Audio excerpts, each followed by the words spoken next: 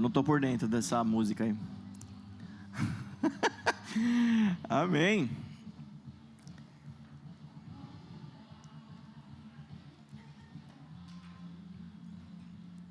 Vamos começar a pregação?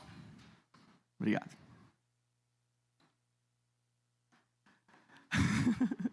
Não entendi nada. Ai, ai.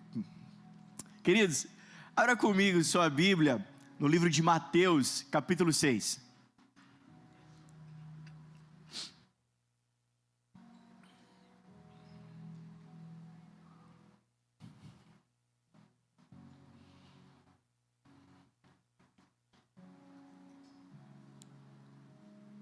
Tudo certo com a apresentação?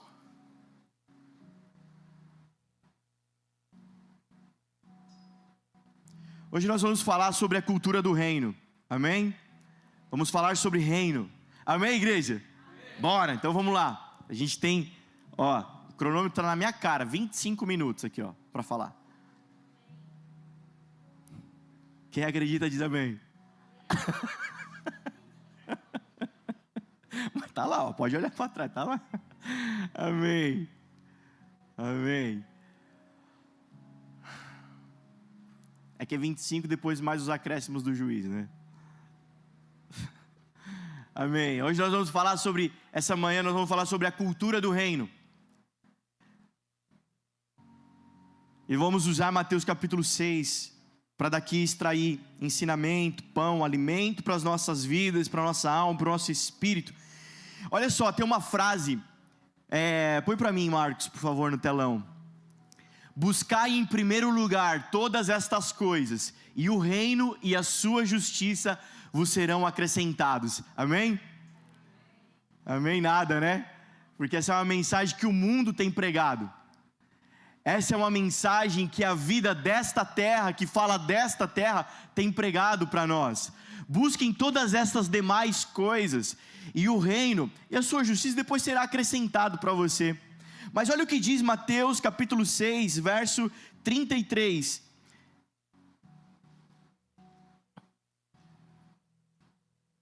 Busquem, pois, em primeiro lugar o reino de Deus e a sua justiça, e todas essas coisas lhes serão acrescentadas. Portanto, não se preocupem com o amanhã, pois o amanhã trará suas próprias preocupações. Basta cada dia o seu próprio mal. Amém? O versículo que a gente aprende lá no Kids, desde pequeno, desde criança, e a gente aprende, decora esse versículo. Busque em primeiro lugar o reino de Deus e a sua justiça, e todas estas demais coisas serão acrescentadas na vossa vida. Essa é a mensagem do Evangelho, e não o contrário. Se nós vivermos o contrário, viveremos debaixo da cultura da terra. Mas a cultura do reino dos céus diz que primeiro é o reino e a justiça. Não é um, não é o outro. É um e o outro. São os dois. E o que são essas demais coisas? O que são essas coisas? Tudo. Não, a gente vai ler então o texto para entender o contexto do que está falando. Mas eu já quero te dar spoiler, já quero te dar um adianto já. Hoje nós vamos falar sobre ansiedade e preocupações. Olha que bênção. Como o reino de Deus lida com a ansiedade e com as preocupações da vida. Eu quero ler com você, nós vamos fazer uma leitura talvez um pouco mais extensa hoje, mas para a gente pegar bem o contexto. Então para a gente entender o 6:33 de Mateus, vamos começar a partir do 19. 6:19, Mateus 6:19, diz assim: não acumulem para vocês tesouros na terra, onde a traça e a ferrugem destrói, e onde os ladrões arrombam e furtam. Mas acumulem para vocês tesouros nos céus, onde a traça e a ferrugem não destroem, e onde os ladrões não arrombam nem furtam. pois onde estiver o seu tesouro, aí também estará o seu coração. Os olhos são a candeia do corpo. Se os olhos forem bons, todo o seu corpo será cheio de luz. Mas se os seus olhos forem maus, todo o seu corpo será cheio de trevas. Portanto, se a luz que está dentro de você são trevas, que tremendas trevas são. Ninguém pode servir a dois senhores, pois odiará um e amará o outro, ou se dedicará a um e desprezará o outro. Vocês não podem servir a Deus e ao dinheiro. Portanto, por isso, lhes digo, não se preocupem com a própria vida quanto ao que vão comer ou beber, nem com o próprio corpo quanto ao que vestir. Não é a vida mais importante do que a comida, e o corpo mais importante que a roupa? Observem as aves do céu, não semeiam, nem colhem, nem armazenam em celeiros, contudo, o Pai Celestial as alimenta. Não tem vocês muito mais valor do que elas? Quem de vocês, por mais que se preocupe, pode acrescentar uma hora que seja à sua vida? Porque vocês se preocupam com roupas?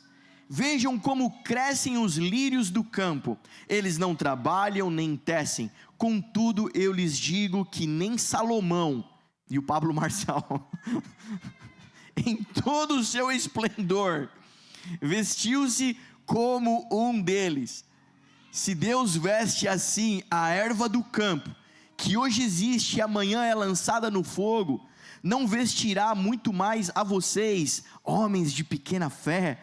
Portanto, não se preocupem dizendo, que vamos comer? Ou, o que vamos beber? Ou, o que vamos vestir?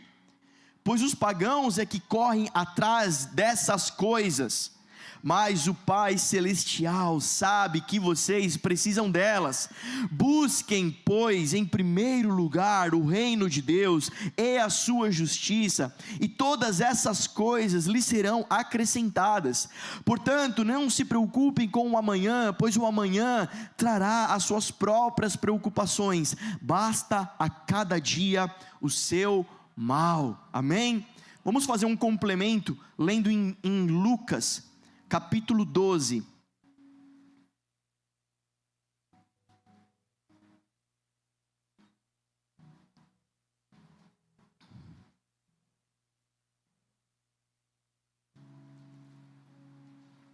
Esses dois textos, Mateus 6, Lucas 12, são complementares.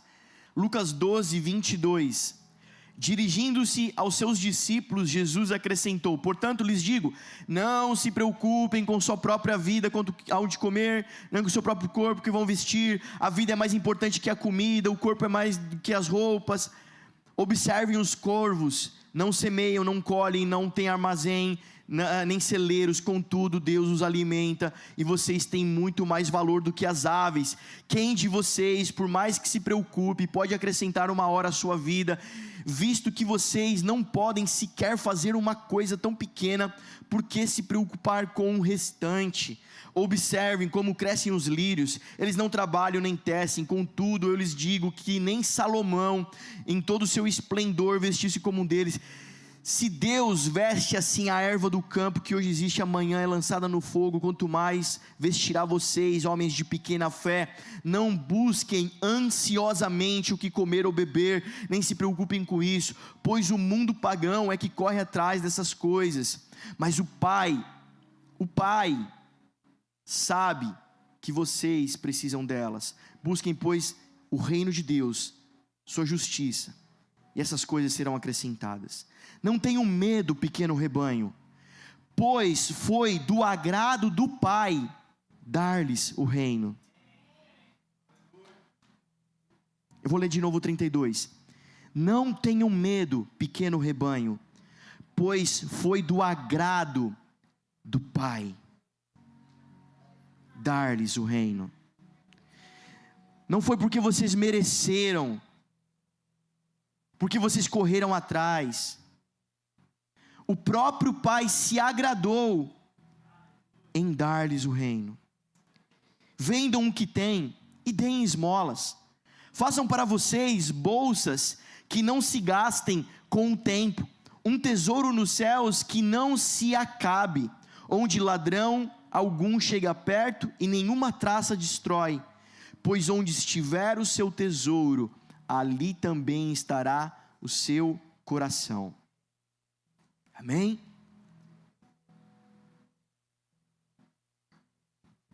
Quando nós vamos falar de reino, eu não sei se você sabe, mas na Bíblia, o Novo Testamento, ele é inaugurado por 4 livros, os 4 evangelhos: Mateus, Marcos, Lucas e João. Amém? Cada evangelho, número 4, biblicamente aponta para a completude, a plenitude do evangelho, aponta para Jesus. Os 4 evangelhos, em cada um deles, aponta e é dedicado a apresentar, revelar ao mundo um aspecto de Cristo e da sua obra. Em Mateus, o livro de Mateus, ele é dedicado a falar do aspecto rei de Jesus. Ele é um rei. E a falar então do seu reino. Quando você tiver uma dúvida, quando você precisar achar um versículo, precisar saber mais sobre o reino de Deus, vai no livro de Mateus. Mateus capítulo 5, 6 e 7, lá na escola Sparks, nessa aula a gente fala sobre isso. Mateus capítulo 5, 6 e 7, ali tem um condensado da cultura do reino. Um pastor famoso, um escritor famoso, já falecido, ele disse que se houvesse um apocalipse, uma distopia, um apocalipse zumbi, o mundo pegasse fogo, todas as Bíblias se perdessem, fossem queimadas, mas restassem em algum lugar, alguém encontrasse as páginas de Mateus 5, 6 e 7, a cultura do reino estaria salva. Então aqui é um condensado. Capítulo 5, ele fala das bem-aventuranças, é o sermão do monte. Então o que é cultura? Eu quero te ajudar para você entender o que é cultura. Cultura é um conceito amplo que representa o conjunto de tradições, crenças e costumes de um determinado grupo social. Isso é cultura. Então quando a gente fala cultura do reino, quer dizer que como são as tradições, as crenças e o costume, os costumes então desse reino. Amém? Por que é importante falar sobre isso? Lucas 12, 32, nós já lemos: não temais, pequenino rebanho, porque o vosso Pai se agradou em dar-vos o seu reino. Lucas 22, 29, Jesus falando: eu lhes designo um reino, assim como meu Pai designou a mim. Mateus 4, 17, primeira pregação de Jesus: é chegado o reino. Arrependei-vos, porque o reino dos céus está entre vós. Não é arrependei-vos, porque agora chegou a salvação. Essa palavra salvação a gente vai encontrar pouquíssimo na Bíblia, no Novo Testamento, mas muito sobre o reino dos céus. Por que é importante falar sobre a cultura do reino? Porque é importante você assimilar e entender essa manhã de que o que está proposto para nós é viver dentro do reino. A salvação em Jesus é uma porta de entrada, é um carimbo, é uma chancela, uma autorização dizendo: pode entrar no reino. As portas estavam fechadas para nós, mas a salvação, o selo do Espírito Santo, que testifica o sangue de Jesus, que testifica o Cristo em nós, Romanos capítulo 8, nos autoriza a entrar no reino. E o que está proposto para nós é viver uma vida no reino de Deus. E dentro do reino de Deus existe então uma cultura desse reino.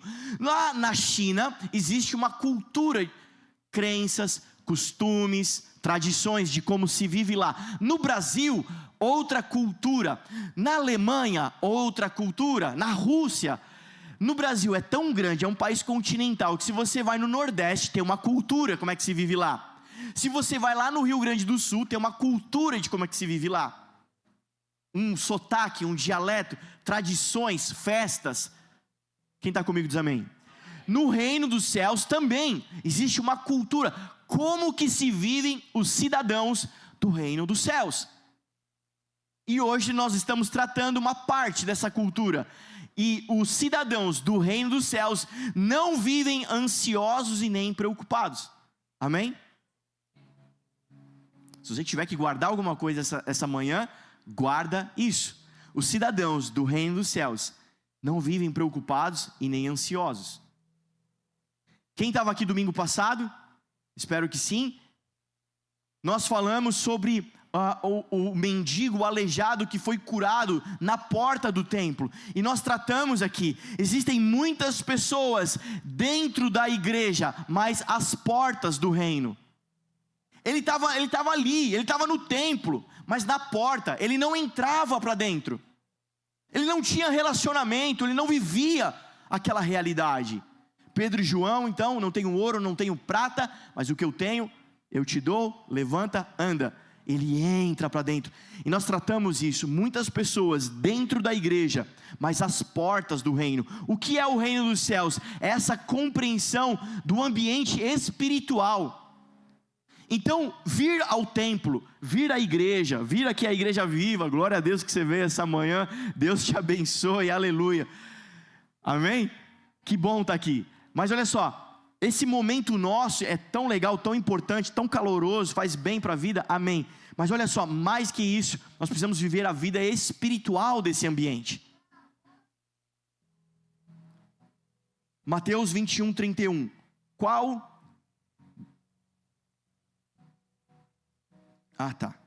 dos dois fez a vontade do Pai? Disseram, você vai perder um pouquinho o contexto, né? Então eu vou correr aqui.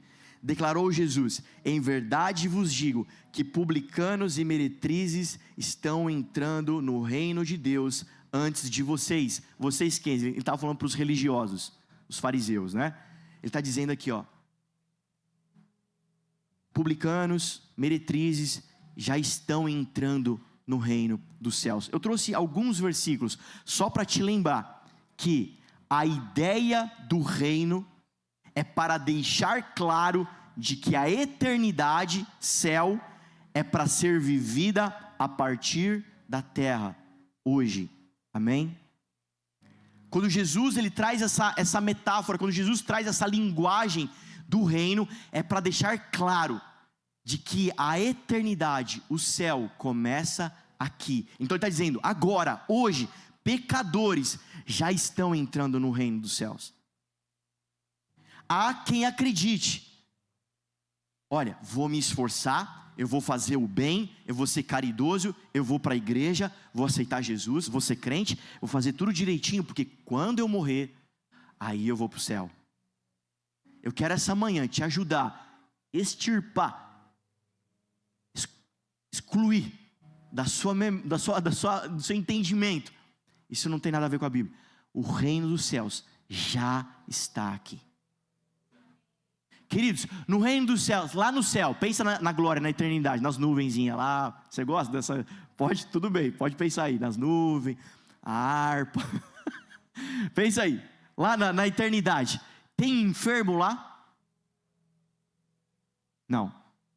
Quem chegar enfermo lá será glorificado, transformado, entrará zero. Quem morreu de câncer aqui, está 0 bala agora lá. Amém? Quem morreu de infarto aqui, está top lá agora, um coração novo. Amém? Quem morreu de panela, está 0 agora. Sabe o que é morrer de panela? Não, a pessoa está atravessando a rua, vem um carro e panela. Amém? Agora está inteiro lá, sem nenhum ossinho quebrado, nada, 0 bala. Essa é a realidade da glória, mas essa realidade da glória já invadiu essa realidade da terra. E agora pessoas podem ser curadas de câncer, pessoas podem ser curadas do coração, pessoas podem ser curadas de traumas, de dores. Inclusive domingo passado tivemos 2 ombros curados, um joelho, o que mais? Tem mais testemunho aí, depois a gente vai ouvir todos os testemunhos. Se você foi curado, foi tocado, você precisa testemunhar. Procure um líder, o líder do seu PG, conta no seu PG, tem mais testemunhos. Amém, igreja? Você pode se alegrar por isso? Porque o reino dos céus está tocando a terra. Amém? Então hoje pessoas podem experimentar da realidade celestial. Amém? Não me deixa sem cronômetro, senão eu fico sem o Waze aqui, eu fico perdido. Aí vou ficar lá falar até 1h30. Começa a dar fome, né? Vai ser o alarme pra gente. Amém. Então, olha como é importante, você precisa entender isso essa manhã, de que há uma realidade para nós vivermos, que é o reino dos céus. E nesse reino existe um modo de viver. Não é como sua avó ensinou. Ah, minha avó falava que... Não, não é desse jeito. Não é desse jeito.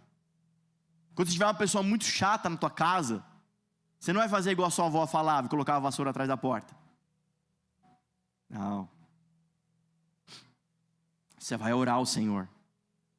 Porque todo aquele que se levantou por um caminho, por 7 vai fugir. Amém não, pô. Brincadeira.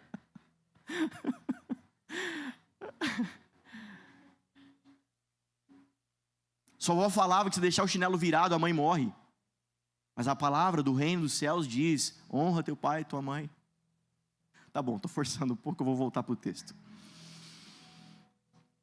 Então, como que se vive, pastor, nesse reino? Como é a mentalidade desse reino? Vamos tratar então. Olha só, verso 19, do 19 ao 21, ele começa falando sobre não acumular tesouros, onde a traça, a ferrugem corrói, os ladrões roubam. Somando com Lucas 12, ele fala sobre dar esmolas, não acumular, mas ser generoso. Ele fala sobre bolsas que não se desgastam, essa é uma metáfora, né? O que ele está falando aqui? Ele está falando que o tesouro do crente deve estar guardado no céu, amém? Ele está dizendo que a bolsa do crente, esse depósito celestial do seu tesouro, não é aqui na terra. O seu tesouro não está guardado aqui, o seu tesouro está guardado lá, amém? Onde jamais se desgasta, é inesgotável. Ele está tratando nesses versículos, dizendo que o mundo tem uma mentalidade, que são preocupações por bens, mas os discípulos têm outra mentalidade, eles são generosos. Onde estiver o tesouro de vocês, seja no céu, seja na terra, aí estará também o seu coração. Coração é o centro da existência humana, os desejos mais profundos. Essa metáfora do coração fala da razão, da convicção, das emoções, das vontades do homem.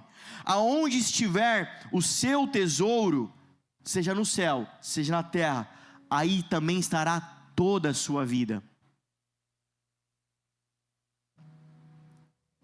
Amém, igreja?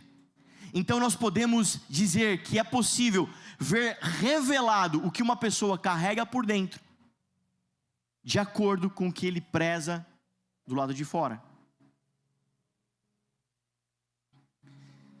Jesus então nesses versículos está chamando os seus seguidores a escolherem o seu Senhor, Deus ou as riquezas, e a escolherem a sua perspectiva de vida, fé ou ansiedade.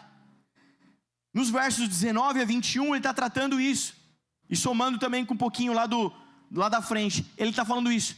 Olha, escolham a quem servir, escolham onde vocês vão juntar tesouros, escolham. E a recomendação do texto é: ajuntem tesouros no céu, ajuntem tesouros no céu. Diga comigo com voz de profeta: escolhas. Faça escolhas. As suas atividades serão empenhadas em demasia, onde as recompensas virão da terra, hoje, já, agora, imediato, ou as suas atividades serão colocadas com força, onde as recompensas são na eternidade, no céu. E a garantia não é de hoje, talvez seja amanhã. No mundo imediatista, no mundo com pressa, no mundo rápido. Como assim? Você tem 23 anos e não bateu seu primeiro milhão ainda, Pedro? Você tá louco, cara. Você tá devagar demais, velho. Que moleza. Não bateu 1 milhãozinho ainda? O Pedrão trabalha com investimento, né? Ixi.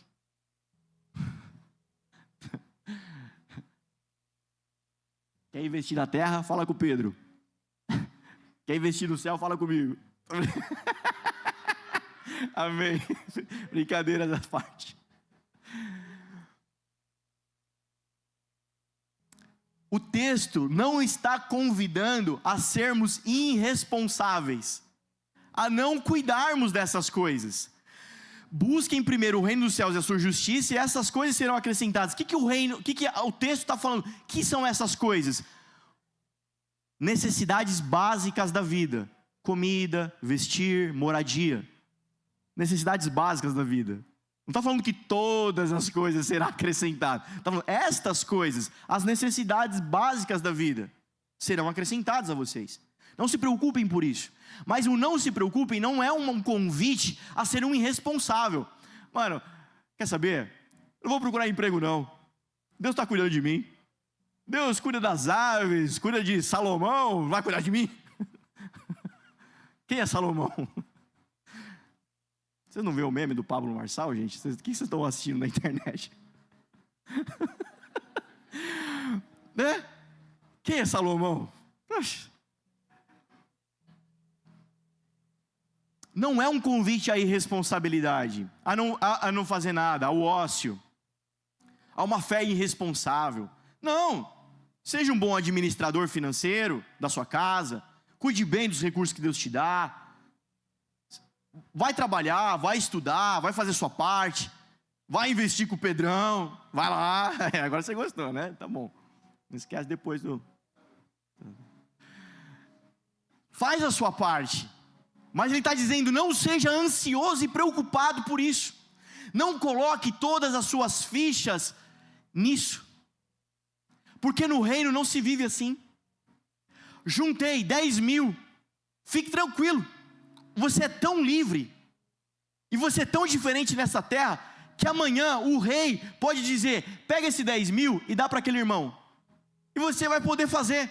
Porque você não é escravo do dinheiro, você não é escravo das suas escolhas, você não é escravo dos bens. Você fala, tá tranquilo, eu posso fazer isso, porque eu não vou passar fome, eu não vou morrer, eu posso obedecer, eu posso ser fiel, eu posso ser leal, eu posso crer, eu posso desfrutar disso. Eu não sou escravo. Amém, queridos?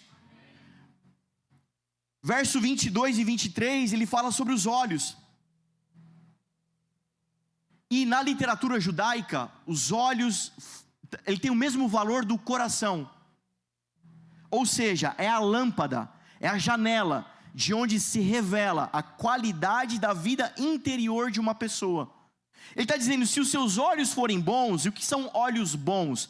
É uma visão clara, fala de uma visão clara, fala de devoção leal a Deus. Porque a palavra vai dizer assim, olharam para ele e foram iluminados, os seus rostos não ficaram confundidos. Quem está olhando para o Senhor, tem uma visão clara, não fica confundido. Quem está olhando para a terra, para o dinheiro, para o governo, para a economia da terra, para a preocupação, meu Deus, vou passar, fica confuso. Mas quem está olhando para o Senhor, é leal a essa crença, é leal a essa cultura, tem uma visão clara, e a sua vida revela isso.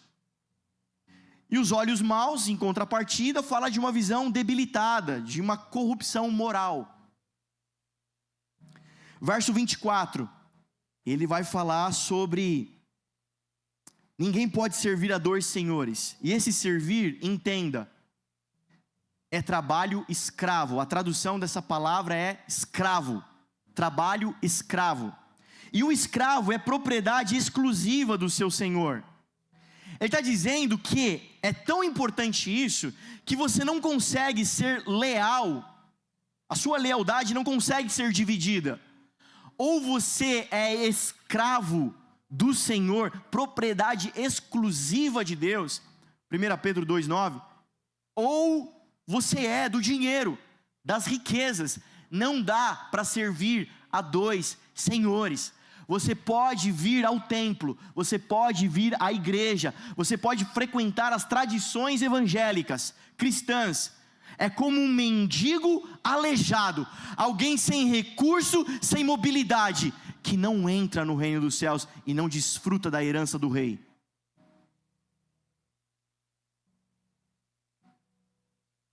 Ser filho de Deus é ser filho do rei, é acessar os bons tesouros do céu. Por isso, essa manhã, quantos filhos de Deus nós temos aqui essa manhã? Levanta a mão assim. Por isso, nós, os filhos de Deus, nós podemos afirmar de que não há necessidade de andar ansioso ou preocupado, porque nós temos acesso ao bom tesouro do céu. Amém, igreja?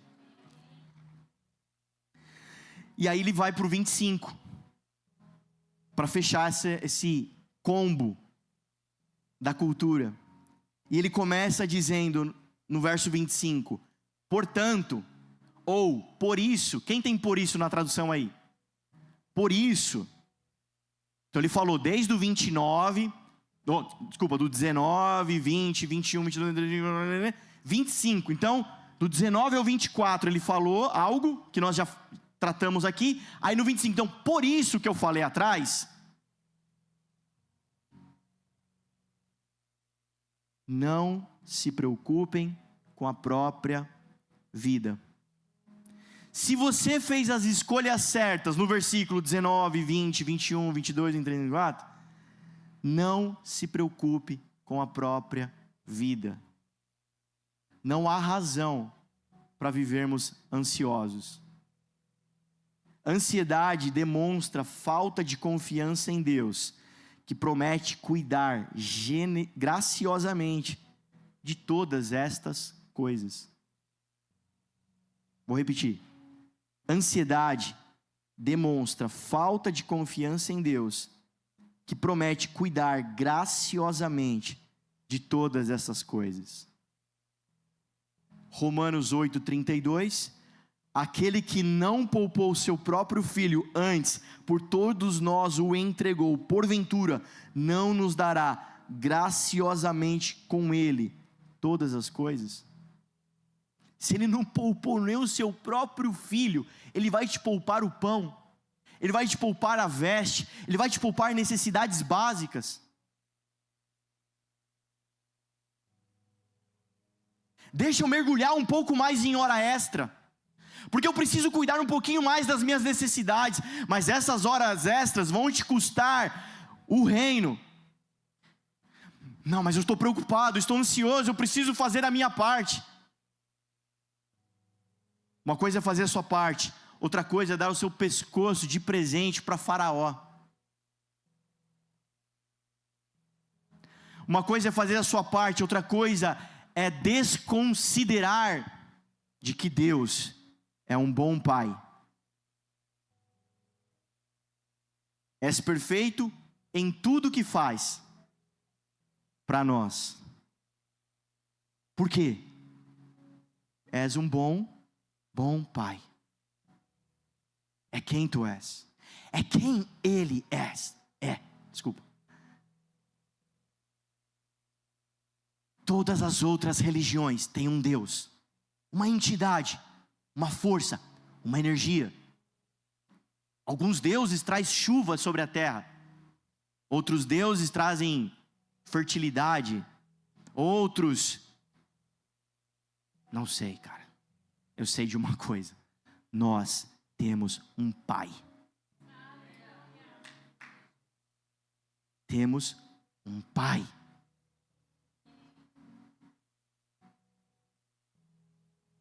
Qual é o pai? Por mais mal que seja, vendo o seu filho pedindo um peixe, vai dar uma cobra no lugar. Ou o filho pedindo pão, vai dar uma pedra. Vocês, sendo maus, sabem dar boas coisas aos vossos filhos, quanto mais o Pai Celestial não vos dará. Essa manhã é um convite a descansarmos o nosso coração nessas verdades do reino dos céus. Ansiedade é um dispositivo de segurança do corpo humano. É a preocupação, né? É a antecipação, é o medo antecipado de que algo possa dar errado. Então, por isso que a ansiedade demonstra falta de confiança em Deus. Peraí, e se Deus falhar? Fala isso em voz alta e vê se faz sentido. E se Deus falhar? Não faz nem sentido sair da nossa boca isso, né? Deus falhando. Deixa eu só refrescar sua memória. Quem lembra o que aconteceu numa cesta de Páscoa há 2000 e tralalá anos atrás? Quem lembra? O que aconteceu, Ricardo? Na Páscoa, Jesus, cruz, prego, estou te dando dica, vai. Jesus crucificado, morto, amém? Na sexta, no domingo, terceiro dia, o que aconteceu? Vai, Ricardo, agora você se consagra, vai. O que aconteceu no terceiro dia? Ressuscitou. Deixa eu refrescar a tua memória. Ele não perdeu nem para a morte. Ele vai perder para o teu boleto?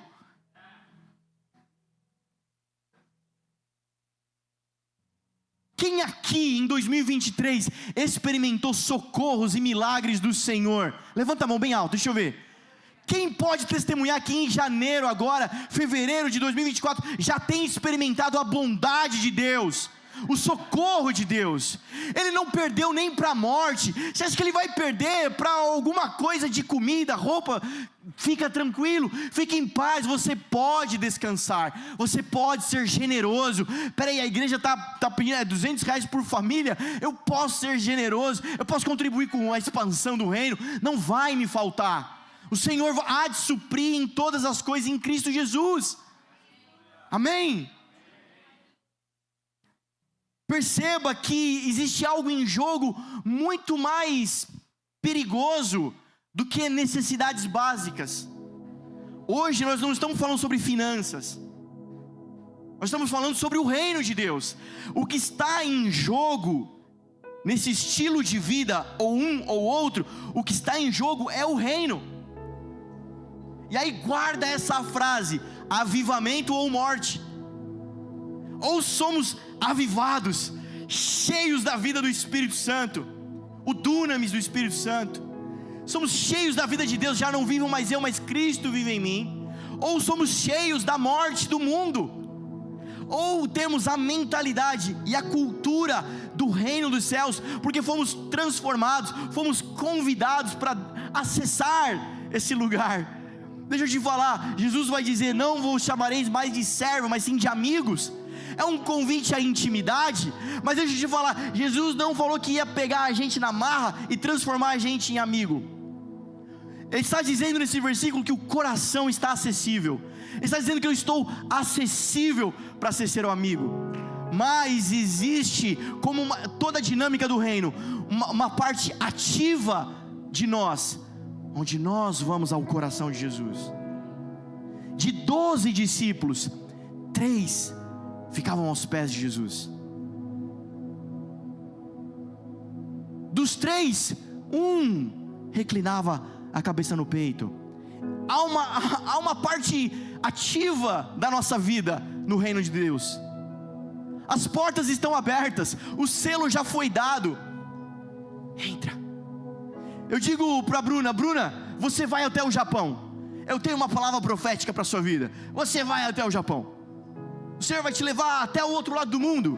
Uau, que viagem, que longe, que impossível. Eu não tenho dinheiro, eu não tenho como. Mas Deus está falando. Lá. Recebeu. Aí ela fala: mas eu não tenho dinheiro.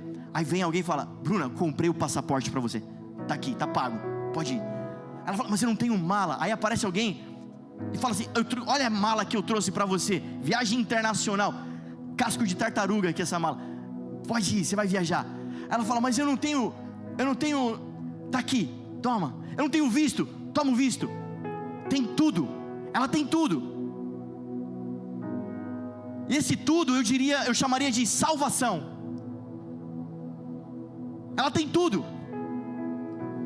mas ela precisa abrir a portinha da casa dela, colocar o pé para fora de casa, o primeiro passo, ir em direção até o Uber, do Uber até o aeroporto, tomar um café com o Ricardo, do café até o check-in, no guichê, do guichê até a sala de espera, da sala de espera até a aeronave. Ela precisa ir até a aeronave. A aeronave eu chamo de Espírito Santo. E quando você chega na aeronave, o que você faz? Você senta lá no comando, liga o motor, mobilete. O que você faz? Você não faz nada. Quando você chega na aeronave, você senta, aperta os cintos e desfruta da jornada. Essa é a vida com Deus no reino. Nós acessamos para dentro do reino do Espírito. E quando estamos dentro do reino do Espírito, o que é que nós vamos fazer? Nada. Desfrutar. É uma viagem de 24 horas ou mais, dependendo do roteiro que você fizer. Ela não vai ter que levantar 1 hora e fritar um ovo para a filha dela, preparar um almoço para o marido, para a família. Ela não vai vir tudo na bandeja, pronto e preparado. Ela só precisa desfrutar da jornada. E quando ela menos perceber, ela vai estar aterrissando no destino dela. E qual é o nosso destino? O coração do Pai. A salvação é tudo, você já tem tudo para entrar no reino. Então você acessa o reino do Espírito e passa a desfrutar. O que eu tenho que fazer? Desfruta, está pronto. Não fica ansioso, não fica preocupado, vai chegar lá, vai dar tudo certo. Até que um dia, e aí quando a gente começa a viver essa viagem, essa jornada da vida cristã no Espírito, porque meu amigo, tenta ir de bicicleta até o Japão, vai ser muito cansativo, vai ser perrengue, chuva, sol, noite sem dormir, preocupação, vão roubar minhas coisas, doenças, enfermidades. Viver o reino dos céus sem o Espírito é impossível. E quando a gente menos perceber, vai ser igual o leão. Ele fecha os olhos numa cama, num quarto, num lugar, adormece. E quando ele acorda, ele está em outro, na cama da mãe, no quarto do pai. Ele nem sabe como ele foi parar lá. Um dia os nossos olhos vão se fechar para chegar nesse destino, e chegaremos lá. Ninguém, quando fechar os olhos, vai fazer um esforço. Meu Deus, eu estou perdido aqui no mundo dos mortos. Aonde que eu chego no céu? Tem uma placa? Não. Chegaremos lá sem esforço. A palavra de Deus diz que no reino dos céus, em Sião, o monte Sião, só se chega barco à vela, não se chega barco a remo. Porque remo fala de esforço do homem. Barco à vela depende do vento, o vento do Espírito. Só se chega pelo Espírito em Sião. Esse é o reino de Deus. Ele está dizendo que o ser humano vale muito mais que os animais, do que toda a criação, porque só o homem foi feito imagem e semelhança. João 3,16. Porque Deus amou o mundo de tal maneira que deu o seu Filho. Sua vida vale mais que uma planta, sua vida vale mais do que um animal, do que um corvo, do que as aves.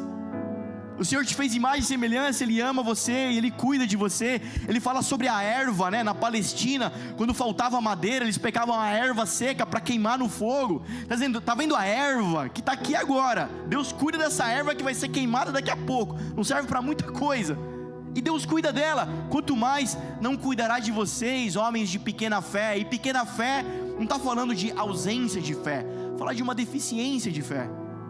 Às vezes, vamos ser sinceros, nos falta um pouco de fé, não é? Nossa fé fica deficitária, né? Ela não vai embora, ela não desaparece, mas ela fica meio murcha, né? Fica meio pequena. Ele está dizendo: está tudo bem, vocês que estão nesse momento, não se preocupem. E eu fecho falando sobre esse combate à ansiedade, porque como eu estava falando, a ansiedade é um dispositivo de segurança na nossa saúde, mas hoje os homens estão ficando adoecidos pelo excesso de ansiedade, tendo crises de ansiedade, virando uma patologia. Então, olha só o combate à preocupação e à ansiedade. Como, pastor, eu posso, na prática, combater a ansiedade? Com as disciplinas espirituais. Pastor, o que são as disciplinas espirituais? Basicamente 3: leitura, oração e jejum. Filipenses 4:6: não andeis ansiosos de coisa alguma, em tudo porém sejam conhecidas diante de Deus as vossas petições pela oração e pela súplica com ações de graça. Como é que eu combato a ansiedade? Filipenses 4: orando. Como eu combato a ansiedade? Lendo a Bíblia, lendo um bom livro que ajuda a entender melhor a Bíblia, tendo um tempo devocional. O que é um tempo devocional? É quando você para, abre a Bíblia, pega um caderninho, um bloco de notas do celular, você lê, medita no que você leu e você escreve o que você entendeu. Eu li aqui Salmo 23: o Senhor é meu pastor, nada me faltará. Deus não vai faltar nada, Ele cuida de mim, Ele cuida da minha família, Ele não deixa faltar nada. Entendi, escreve. Isso é um devocional. Orando com entendimento, orando em português, orando no Espírito, orando em línguas, orando em intercessão pelos outros. Quando você está na atividade de oração, você está combatendo a ansiedade. Jejuando. Você tem dúvidas, não sabe como funciona um jejum? Aprenda, pergunte. E para terminar, ok, então é isso que eu tenho que fazer, eu vou fazer. Mas o texto do 33, ele termina dizendo: buscai em primeiro lugar o reino dos céus e a sua justiça. O que é buscar o reino? Se você perguntar, se eu passar o microfone aqui na mão de vocês e cada um responder, a gente vai ouvir muitas coisas diferentes, talvez algumas engraçadas. O que é buscar? Aí alguém vai dizer assim: eu acho que é ir na igreja. Aí outro vai dizer: eu acho que é quando a gente faz o bem para as pessoas. Mas vamos aprender hoje e falar com certeza. O que é buscar o reino? É viver debaixo das ordenanças, as leis do reino. Isso é buscar o reino. O reino manda você matar ou perdoar? Quem acha que é matar, levanta a mão. Quem acha que é perdoar, levanta a mão. Está vendo como você sabe a lei do reino? Perdoe e você estará buscando o reino. E o que é buscar a sua justiça? Mateus 5:6: bem-aventurados os que têm fome e sede de justiça, porque serão fartos. Amém? O que é buscar a justiça? Porque é para buscar os dois. Júlia, por favor, corre sem tropeçar. O que é buscar o reino? Viver as ordenanças. O que é buscar a justiça? Porque tem que buscar os dois. Diga comigo com voz de profeta: os dois. Amém. Então fica de pé no seu lugar para a gente terminar falando sobre isso.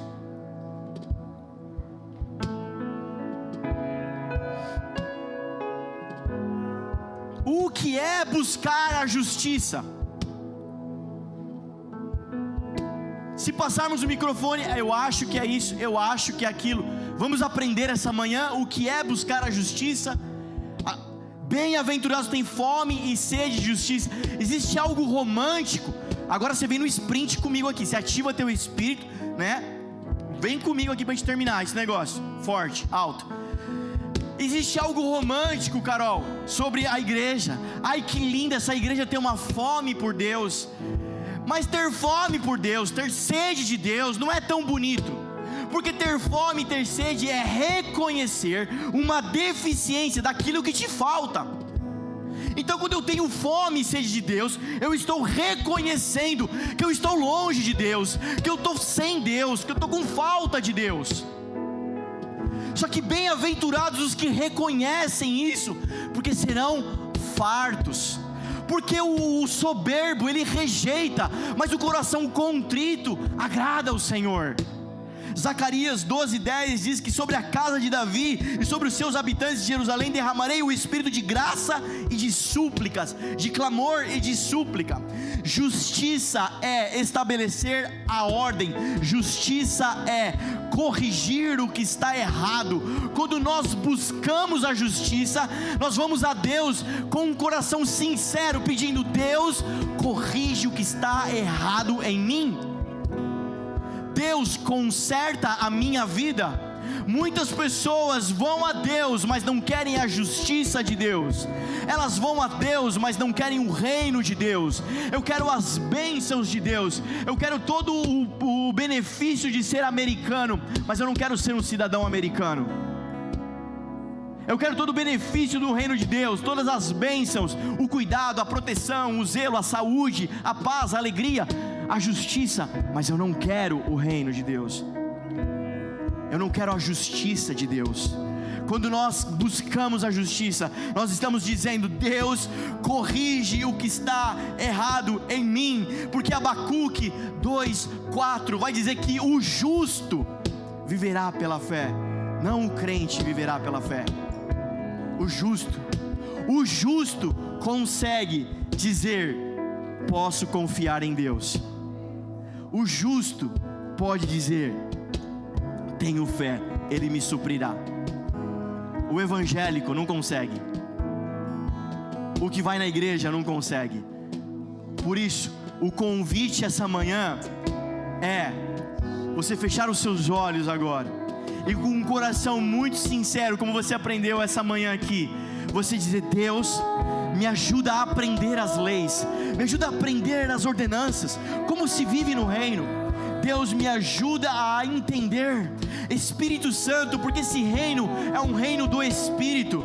Ninguém consegue absorver nada naturalmente, é pelo Espírito. Então, Espírito Santo, a minha vida está aqui e eu quero aprender de Ti. Se você ouviu todo esse sermão, participou desse culto só com a sua parte natural, logo você vai esquecer tudo que eu falei.